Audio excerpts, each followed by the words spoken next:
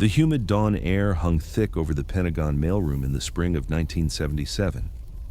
A plain envelope, postmarked from somewhere deep in the Burmese jungle, landed on a clerk's desk. Inside was a single typed page. No threats of bombs, no demands for hostages, just a calm, businesslike offer. Pay $100 million, and the flood of heroin poisoning American streets would stop. Refuse, and the drugs would keep coming, pure, unstoppable, and enough to drown cities. The clerk almost laughed. Another crank letter, until the analysts read it, until the numbers matched, until the CIA realized the man who signed it controlled nearly half the world's heroin supply. His name was Khun Sa, and he had just declared war on the most powerful nation on earth from a bamboo hut in the middle of nowhere. To understand how a single man built an empire strong enough to blackmail Washington, we have to go back 27 years to a place the maps barely bothered to name: the Golden Triangle, where Burma, Laos, and Thailand bleed into one another across razorback mountains and triple canopy jungle. In 1950, the region was a no-man's land of forgotten wars and forgotten people. No real borders, no real law, only poverty, tribal militias, and the sweet sticky scent of opium poppies swaying in the wind. After Mao's communists crushed the Chinese nationalists in 1949, thousands of defeated Kuomintang soldiers fled south into these mountains. They had nowhere else to go. Hungry, heavily armed, and still convinced the fight wasn't over, they turned the jungle into their private fortress. The United States saw an opportunity. In the fever of the Cold War, these battle-hardened exiles were the perfect proxy force to harass the new Chinese regime. American advisors slipped across borders with crates of weapons, training manuals, and promises. They taught ambush tactics, night movement, how to read terrain like a map. Teenagers from nearby villages hung around the edges of the camps watching. One of them was a quiet, sharp-eyed boy named Chang Chi-fu. He wasn't a soldier. He wasn't even invited. He simply absorbed everything. He learned how to strip a rifle blindfolded in under 30 seconds, how to set a kill zone so tight that no one inside it would ever walk out. How power wasn't only about guns, it was about information, alliances, and knowing exactly when to smile and when to disappear. While the Americans thought they were training anti-communist guerrillas, a future nightmare was taking careful notes. By the early 1960s, Chang had turned those lessons into something of his own. He started small. A handful of boys from the Shan Hills. He offered farmers protection, from bandits, from rival gangs, from the very soldiers who were supposed to keep order. The twist was simple and brutal. Pay me, and I'll keep the wolves away. Refuse, and I become the wolf. He didn't just steal. He invested. Opium fields that once fed local warlords now fed his growing network of refineries hidden in caves. Mule trains snaked through secret passes. Protection money bought loyalty. Loyalty bought more fighters, and the fighters bought more power. The old Kuomintang commanders who had once trained him began to notice their best recruits were quietly switching sides. The boy who had watched from the shadows was now giving the orders. In 1963, he struck the deal that changed everything. Burma's government was choking under its own communist insurgency. They needed someone ruthless enough to do their dirty work. Chang offered his private army in exchange for something far more valuable than gold: official protection for his opium caravans. The Burmese generals agreed. For the first time, the drug trade had a government stamp. 2 years later, his militia was better armed than the Burmese army itself. He bought weapons on the black market with money earned from the very fields the government now shielded. His men drilled with the same iron discipline he had memorized years earlier. Villages that once feared him now worked for him. He had turned survival into an industry. But empires are never built without enemies. In the spring of 1967, he tried to swallow the last major rival in the triangle, the very Kuomintang remnants that had trained him. A 300-mule caravan loaded with raw opium, worth a fortune, snaked through the mountains toward their territory. Chang's 500 fighters moved like ghosts behind it. The jungle was too quiet. Then, At the Lao border near Pho Kun, the trap sprang. Machine gun fire ripped from three sides. Laotian government troops had joined the ambush. Mortar rounds walked across the column. Mules screamed and fell. Gold bars and opium bricks spilled across the dirt. The sky filled with Laotian jets. The forest became an inferno.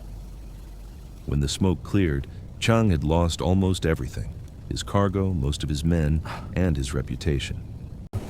At 33 years old, he was a hunted man, broken and bleeding, fleeing through the same jungle he once ruled.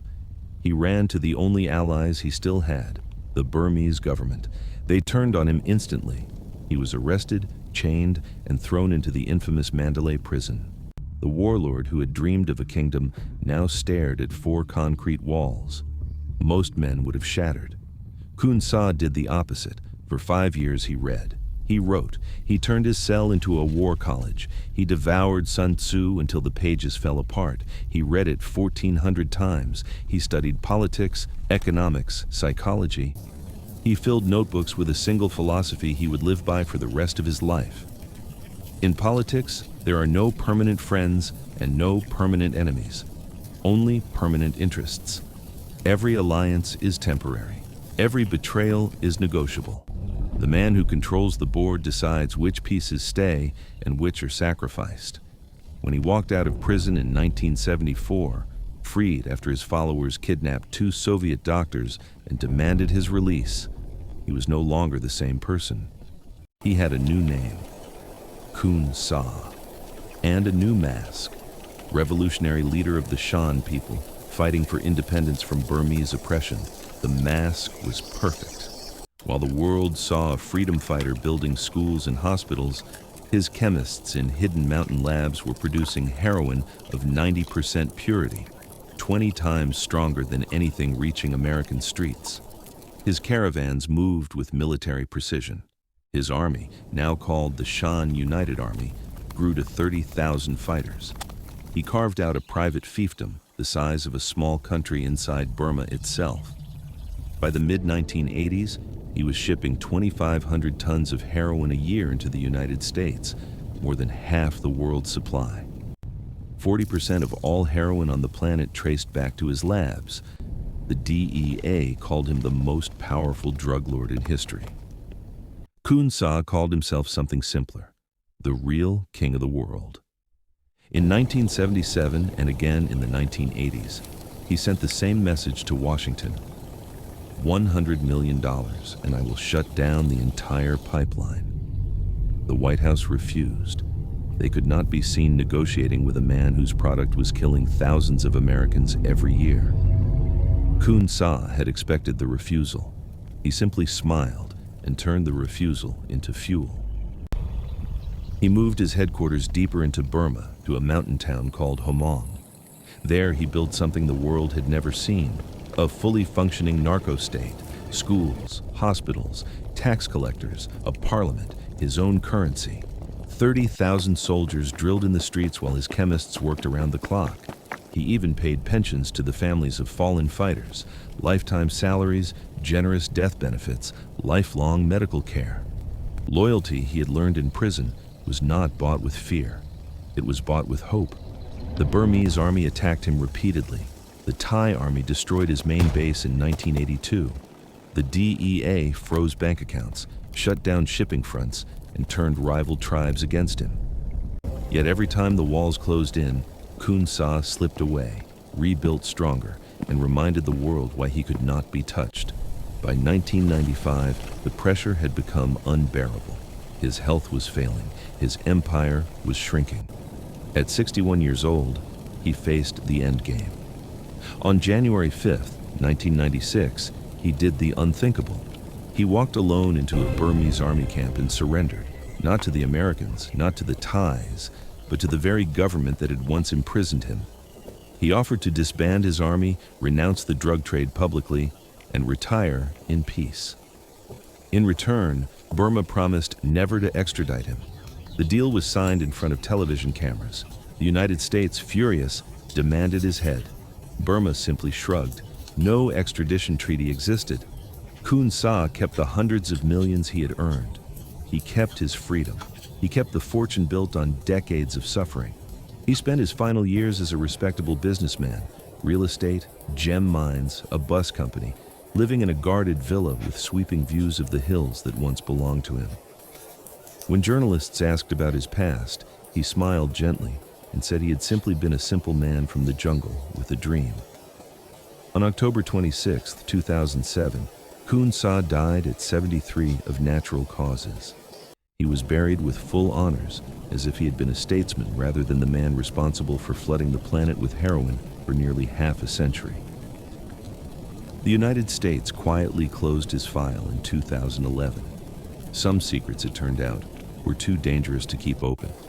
In the quiet hills of the Golden Triangle today, the poppies still sway in the wind. New players have taken the stage. But every once in a while, old smugglers still speak his name with something close to awe.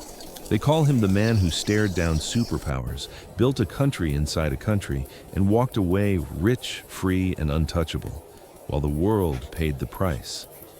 And somewhere in Washington, a dusty envelope from 1977 still sits in an archive, a reminder that sometimes the most dangerous threats don't come with bombs or armies. They come with a polite offer and the power to make good on it.